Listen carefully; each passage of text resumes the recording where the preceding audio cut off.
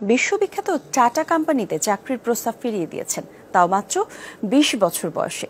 নিজের প্রতিভা আর অর্জিত জ্ঞান লাগাতে চেয়েছেন দেশের কাজে। তাক লাগানো সাফল্য এসেছে, বলছি তরুণ বিজ্ঞানী জয় বড়ুয়ার কথা, যার তৈরি রোবোটিক হাত দেশে তো বটেই, চাহিদা তৈরি করেছে ভারত, তুরস্ক, এমনকি যুক্তরাষ্ট্রেও। কম দামে এসব রোবোটিক হাত পেয়ে বেজায় খুশি অঙ্গহারা মানুষ। কৃষিক্ষেত্রে উৎপাদন খরচ কমানোর পাশাপাশি তথ্য প্রযুক্তির ব্যবহার বাড়াতে ঝিনাইদহ পলিটেকনিক ইনস্টিটিউটের ইলেকট্রনিক্স বিভাগের শিক্ষার্থী বাপ্পি ও দেবাশিস গবেষণা শুরু করেন কৃষিভিত্তিক রোবট আবিষ্কারের। দ্রুত তৈরি করে ফেলেন রোবট, যার নাম দিয়েছেন স্মার্ট অ্যাগ্রো রোবট। মেধা আর বুদ্ধির সমন্বয়ে ঝিনাইদহ পলিটেকনিক ইনস্টিটিউটের 3 ছাত্র তৈরি করেছেন automatic house cleaner and life safety নামে রোবট। বাড়িতে আগুন লাগলে বা গ্যাসের লাইন লিকেজ হলে স্বয়ংক্রিয়ভাবে সিগন্যাল দেওয়ার পাশাপাশি পানি দিয়ে আগুন নেভানোর চেষ্টা করবে রোবটটি। খুদে এই 3 বিজ্ঞানী জানালেন, বাসাবাড়ির তাপমাত্রা পরিমাপ করে ফ্যান বা এসি নিয়ন্ত্রণ করতেও সক্ষম এই রোবটটি। সৌরশক্তি দিয়ে চলা রোবটটি কোনো ধরনের রিমোট ছাড়াই নিজেকে নিয়ন্ত্রণ করে।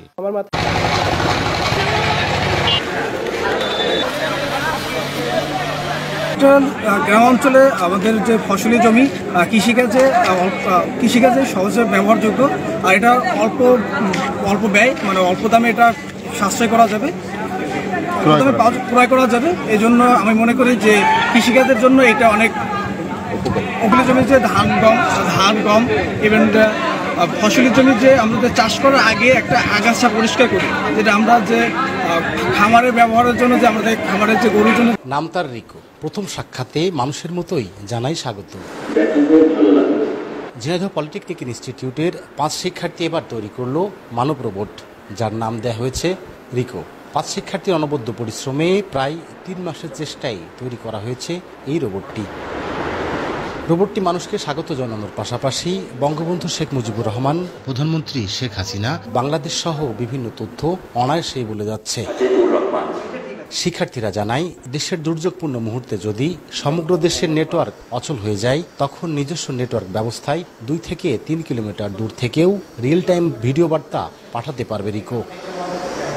গবেষণার ক্ষেত্রে বিভিন্ন রাসায়নিক দ্রব্য হাতে নিয়ে সংমিশ্রণ এবং তাপ, গ্যাস ও আলোক তীব্রতাও পরীক্ষা করতে পারবে। মেটাল বডি দিয়ে নির্মাণ করলে অধিক তাপে ইন্ডাস্ট্রিতে মানুষের বিকল্প হিসেবেও কাজ করতে পারবে রিকো।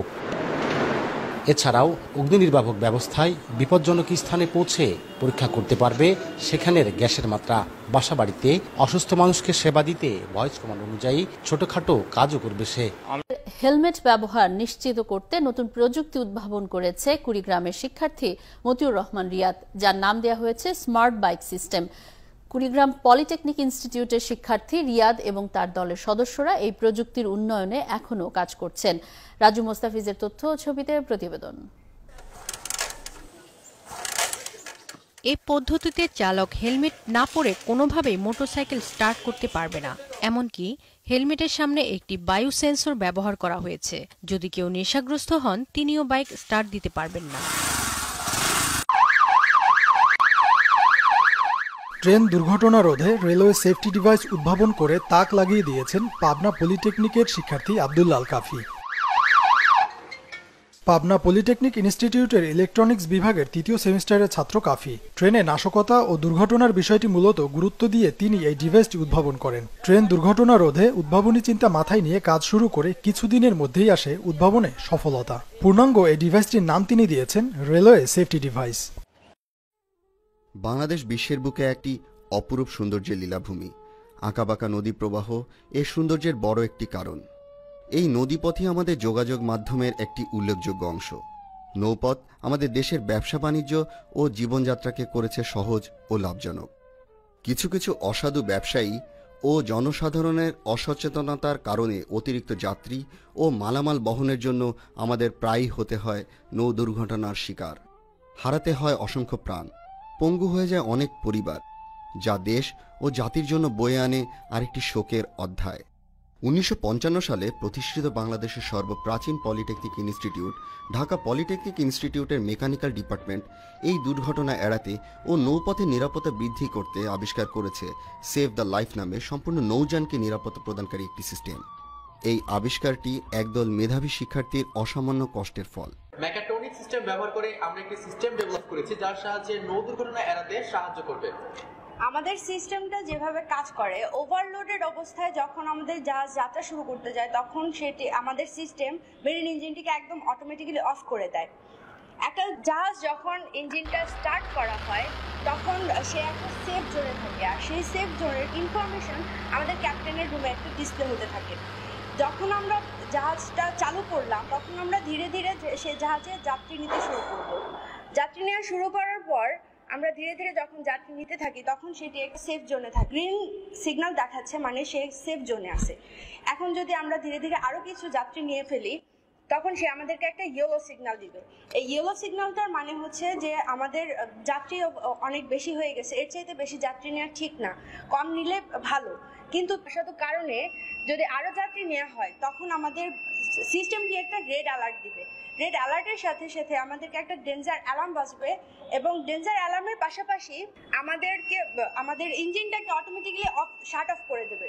শাটডাউন করার পর সে পাশাপাশি আমাদের অথরিটির কাছে একটা মেসেজ পাঠাবে, আমাদের জিপিএস লোকেশন এবং তার স্টেবিলিটিটা কেমন আছে জাহাজে সেটা সেই এসএমএস এ সূচিত করা থাকে। যখন আমরা লোডটা কমাবো তখন আমাদের সিস্টেমটা অটোমেটিক্যালি অফ হয়ে যাবে এবং আমাদের মেরিন ইঞ্জিনটাকে অন করে দিবে।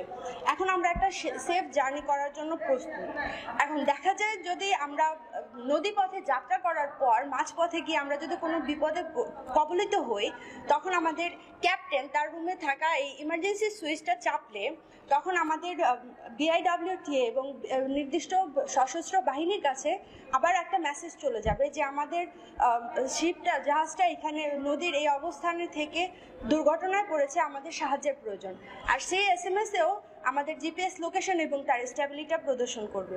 আমাদের এই ডিভাইস যখন লঞ্চে যোগ করা হবে তখন আমরা যে সুবিধাগুলো পাবো, যে নৌ ভ্রমণের প্রতি মানুষের একটি আস্থা অর্জন করতে পারবো এবং অসাধু ব্যবসায়ীদের প্রতি আমরা তাৎক্ষণিকভাবে ব্যবস্থা নিতে পারবো এবং লঞ্চের যে স্টেবিলিটি বা লঞ্চ কোন দিকে কাত হয়ে আছে তা আমরা জানতে পারবো এবং লঞ্চের ড্রাফট ডিস্টেন্স আমরা নির্ণয় করতে পারবো। তো সুদূর ভবিষ্যতে